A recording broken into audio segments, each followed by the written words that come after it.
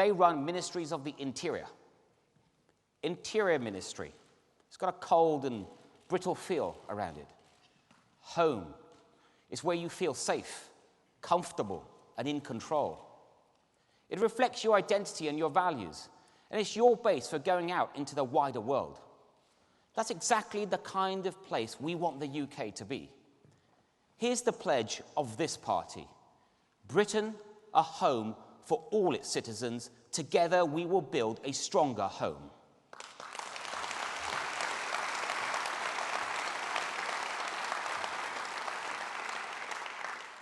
Now, beyond Britain, outside our home, the winds of division and extremism are blowing strong. All over the world, we are seeing an appeal being made to intolerance, to closed societies, to aggressive nationalism, to autocracy. Well, not here, not in conservative Britain. It might not always feel like it, but our mainstream values and our cultural values, they unite us all. We are, and we will continue to be, the home of rule of law, of civil liberties, of firm but fair immigration, of racial equality, and of respect for every one of our citizens.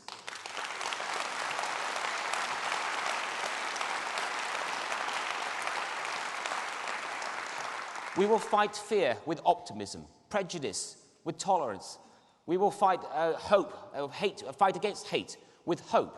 That is our kind of conservatism. We choose the path of modern Britain, tolerant Britain, global Britain.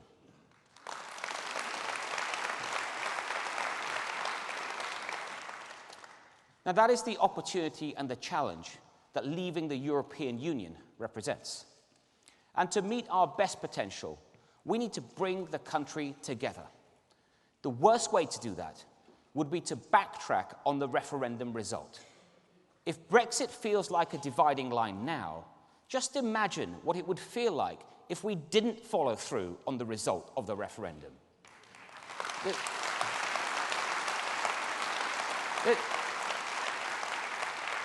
There's something very liberal Democrat about saying, now that referendum was a total nightmare, so let's have another one. So we all agreed to honour the result. So let's get on with it. No second guessing, no best of three. One vote, one mandate, one nation moving forwards together.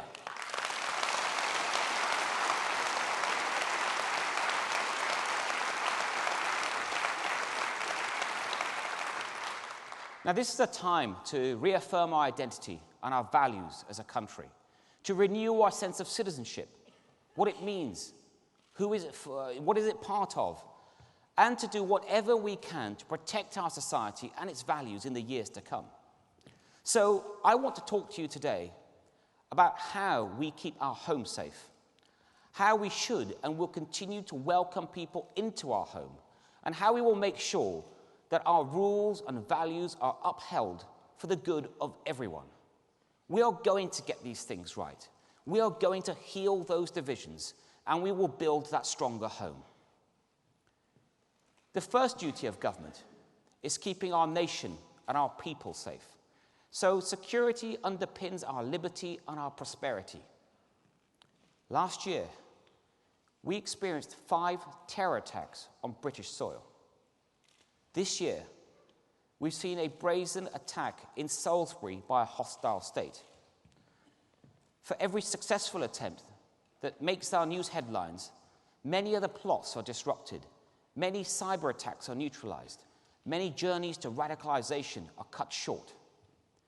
I've been deeply impressed by the smart and committed people who spend their careers protecting us. And I want to pay tribute to both Amber Rudd and the Prime Minister. What dedication, firmness, and integrity they brought to this role. They deserve our profound thanks.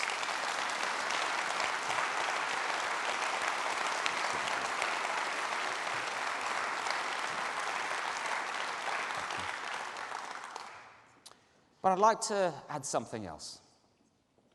Something that's a little uncomfortable, but it needs to be said.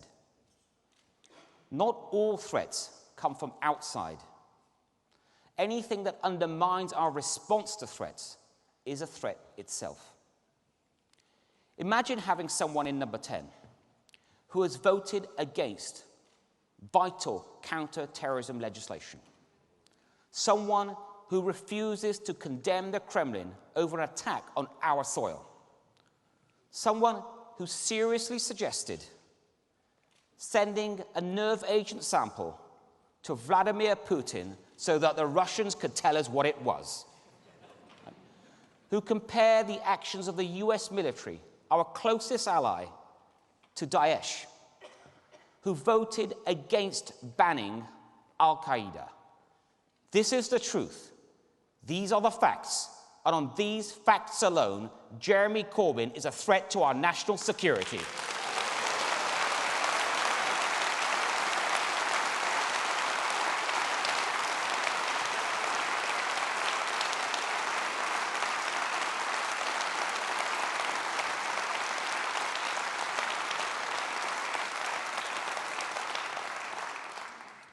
Let me tell you something else. This isn't a party political point, because a vast number of Labour MPs know this is right. If Mr. Corbyn were ever to be Prime Minister, this behaviour, it wouldn't just be naive, it wouldn't just be misguided, it would be downright dangerous, and it is our duty to stop him.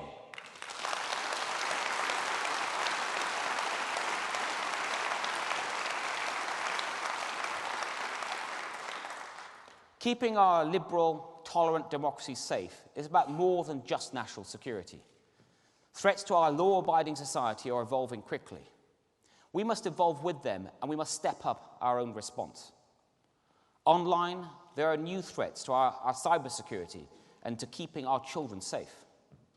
I won't flinch from responding to these challenges, and that includes standing up to the tech giants and demanding that they take their responsibilities seriously. And they should be in no doubt. We will legislate. How we legislate will be influenced by the actions that they choose to take now. Offline, the scandal of child grooming gangs is one of the most shocking state failures that I can remember.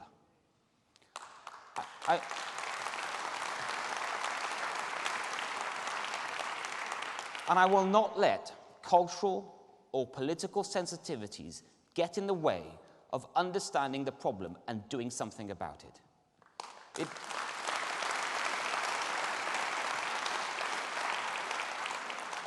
is a statement of fact, a fact that both saddens and angers me, that most of the men in recent high-profile gang convictions have had Pakistani heritage.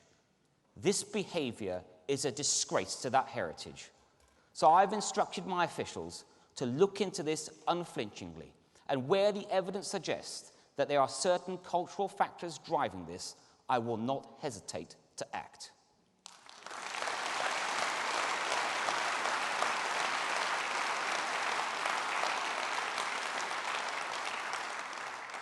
Now, just as there is damage in insensitive words or actions, these cases have shown the cost of being oversensitive, as well as the awful cost to victims. If problems like this are left unchecked, they will also give fuel to those who want to stoke division between our communities. This is how the seeds of destructive populism are sown, and I'm in a position to deal with this confidently, and I will.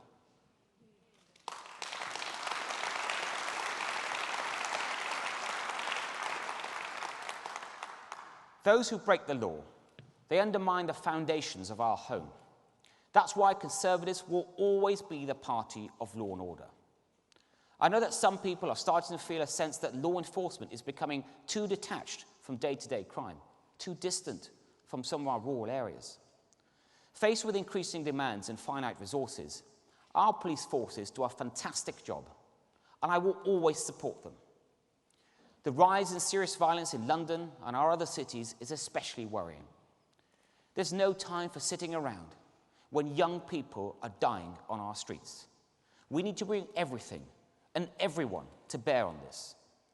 Through our serious violence strategy, we have already brought together all the key parts of government, law enforcement, and society. And now we will do more.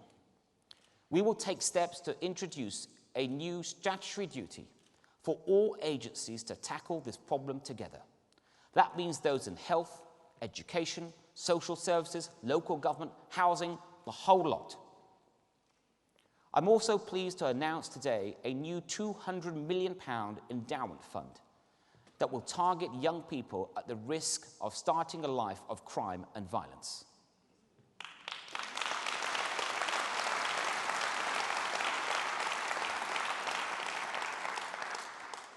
We know that one of the causes of the rise in serious violence is changes in the market for illegal drugs. We need a much better understanding of who the drug users are, what they take, how often they take it, and so much more. So I will launch a major review of the market for illegal drugs. And armed with this evidence, I will step up that fight against drugs and gangs that prey on our children. Because on my watch, illegal drug use will never be tolerated.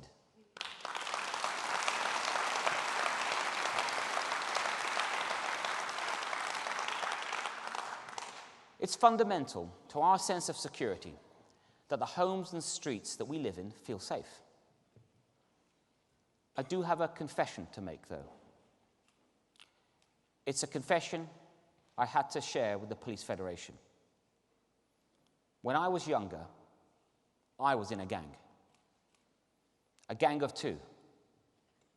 It involved me and my brother Bass.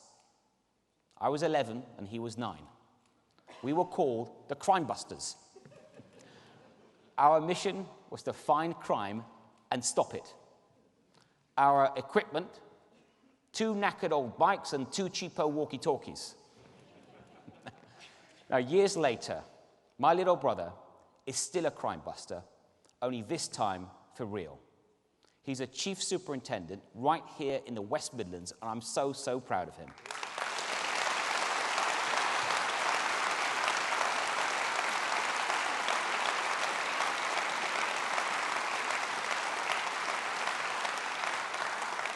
And I also know that we are all very grateful to West Midlands Police and all the supporting forces for keeping us safe here at conference.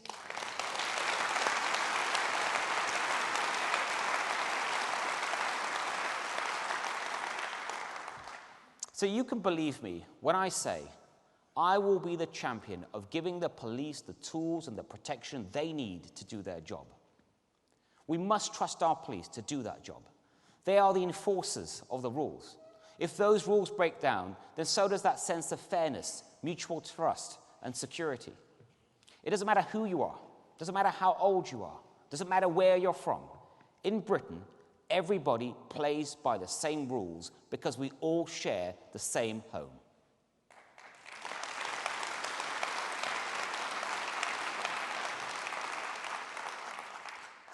Sometimes you have to be tough in enforcing shared rules. But being strong and safe doesn't have to mean being closed and unwelcoming. We are so lucky to live in an open and welcoming society. And I'm proud of the welcome we give to people from other countries. And that openness to the world has helped us to thrive. If you look at some countries across Europe, populist, nationalist, even outright racist parties have won seats.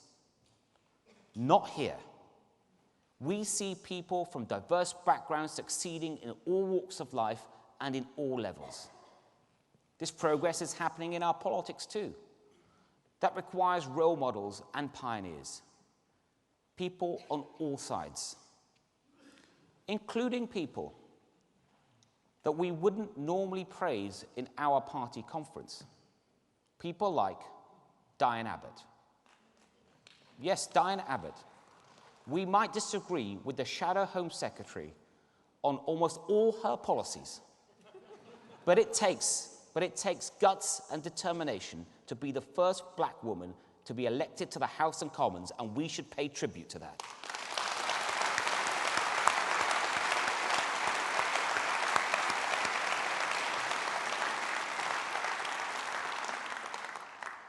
As Conservatives, we focus on not where you're from, but where you can go. We believe in opportunity for all. We believe in respect for all. And I mean all. Every individual and every community must feel safe to live their lives in our society. But at this moment, this is not true. This is something I never expected to say in 21st century Britain. It is deeply shocking to see an entire community, our Jewish community, united in their fears and concerns about a major political party. And to see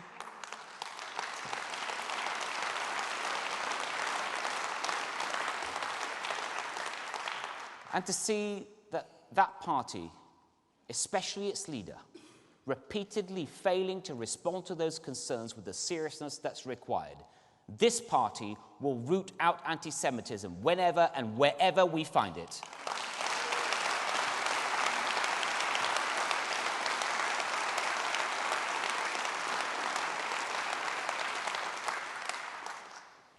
Anti-Muslim prejudice is also completely unacceptable.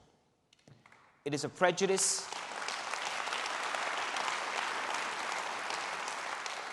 that sometimes turns into violence. And I know from family and friends that people in the Muslim community need reassurance, and we stand with them too. Together, for all our citizens, we will build a stronger home.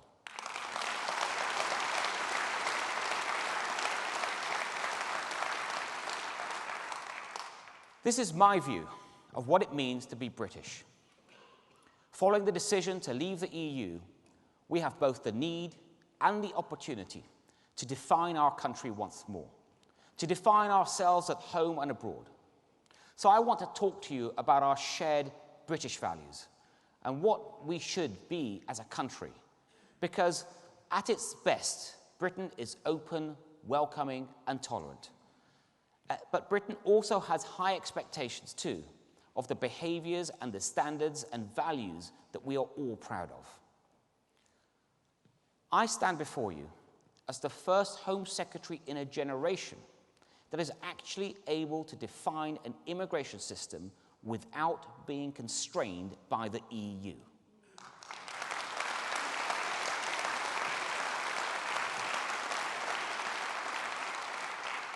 This is an incredible opportunity, and it falls to us to ensure that these rules, they're not just some kind of technocratic exercise, but they are an expression of our values, our British values. We shouldn't brush aside the legitimate concerns that many people, most people, have had about the way that immigration has been managed, especially the anxieties of people on low pay or low-paid jobs. The irresponsible way that Labour increased immigration without any real mandate, which has understandably undermined the public's trust. They lost faith that politicians will manage immigration sustainably. But that doesn't have to mean that they are hostile to individuals, because they're not. Just look at their reaction to the difficulties faced by Afghan interpreters who helped our troops. Or Caribbean families who started coming here in the 1950s. When the British public cries out for decency, they're usually right. The Windrush scandal was a public policy failure many years in the making. These were people who rightfully settled here from the Commonwealth decades ago and became pillars of our communities. The way the system has been treating them over many years deeply offended our sense of fairness, so we are doing everything to put it right.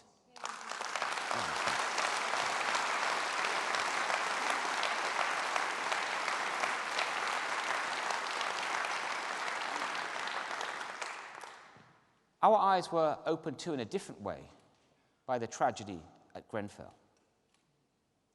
That fire affected a truly diverse community of residents. For me, even responding to it was the most moving and harrowing experience of my life. And it laid bare how some of the communities have not been given the same standards and opportunities that we all expect. And we have to put that right too. But there is a wider, more positive story here. It is my strong belief that immigration has been good for Britain. We have adopted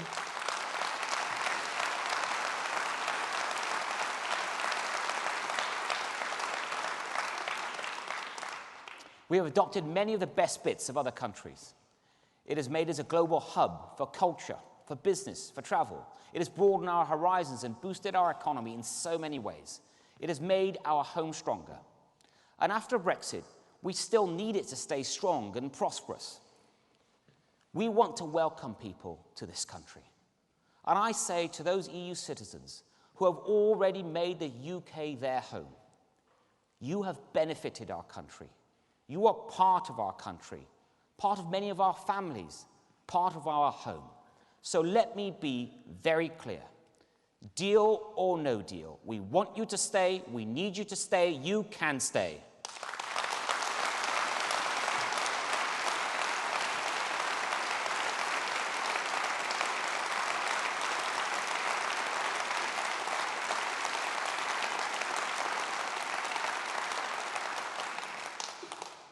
Thanks to the referendum, we now have a unique opportunity to reshape our immigration system for the future. A skills-based, single system that is opened up to talent from across the world. A system that doesn't discriminate between any one region or any one country. A system based on merit that judges people not by where they are from, but what they can do. What people want and what they will get is control of our own immigration system, with a lower and sustainable level of net migration. And above all, that has to mean one thing: an end to freedom of movement.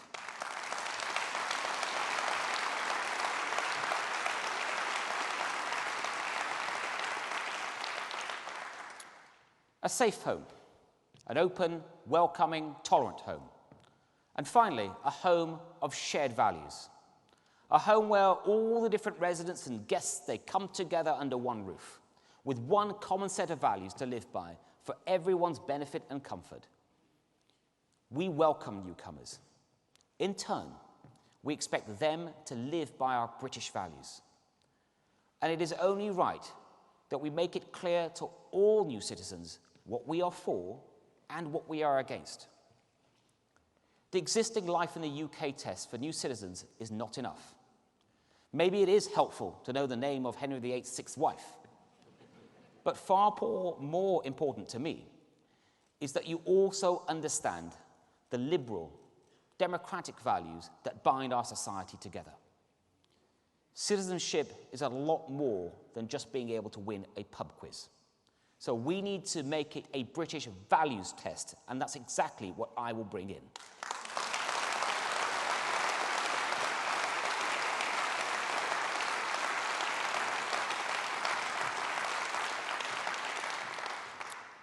It's about signing up to those values, the values that we all share and live by together. It's about starting as you mean to go on. It's about integration, not segregation. And I'm determined to break down barriers to integration whenever I find them. Take, for example, the most basic barrier of all: language. When I was community secretary, we found that over 700,000 people in the UK cannot even speak a basic level of English. 700,000. How can we possibly make a common home together if we can't even communicate with each other?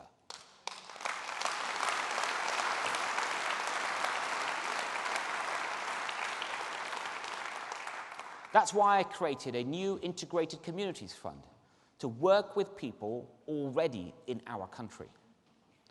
And now, as Home Secretary, I will apply these principles to those who arrive in our country. So not only will there be a new values test, but we will also strengthen the English language requirements for all new citizens.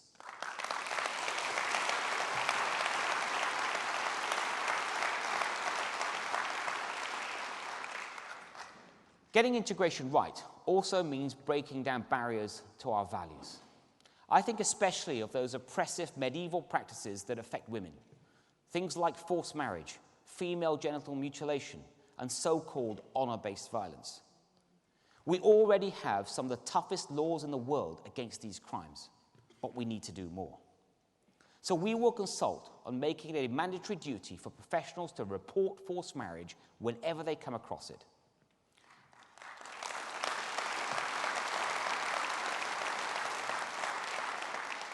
And when women have the courage to come forward and inform us that they have been forced to sponsor a spousal visa against their will, we will not only protect their anonymity, but we will also do everything we can to deny and revoke that visa.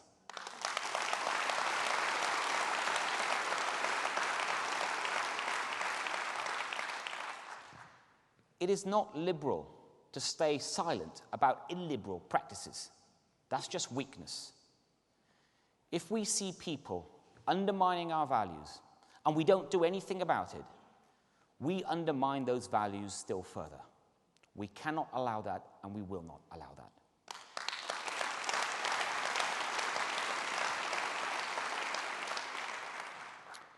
And we will not stand back when some people go absolutely against everything we stand for. If you leave our home and you go abroad to join Daesh or some other terrorist group, you are rejecting our values and endangering our security.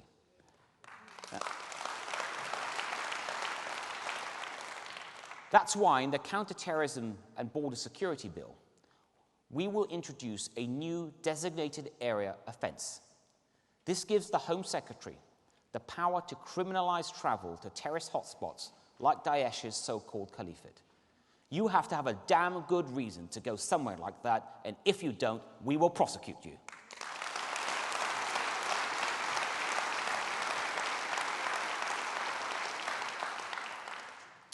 And if you are actively engaged in fighting for these groups, you should also know that you are putting your citizenship at risk.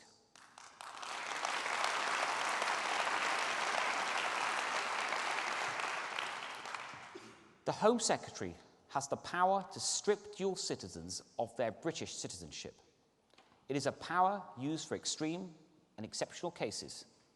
It should, of course, be used with great care and discretion, but also determination. In recent years, we have exercised this power for terrorists who are a threat to our country.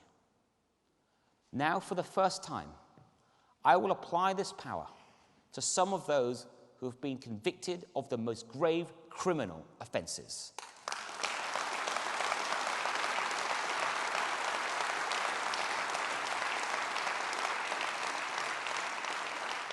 And this applies to some of the despicable men involved in gang-based child sexual exploitation. So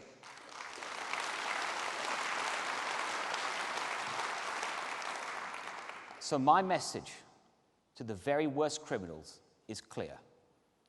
If you grossly abuse the laws of this country, you will no longer be welcome in our home.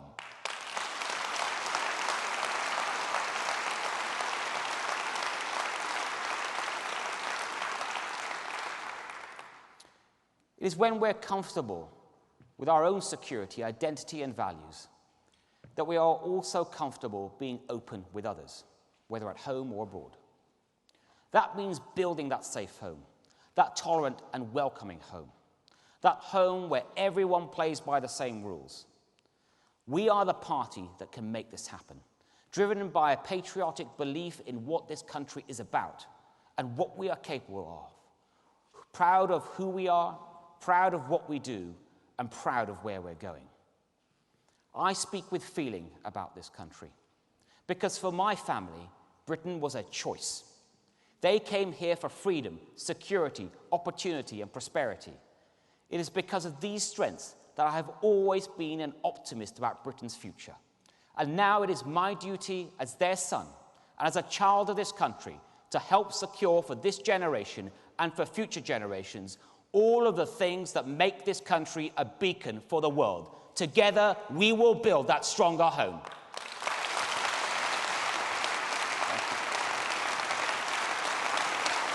Thank you. Thank you.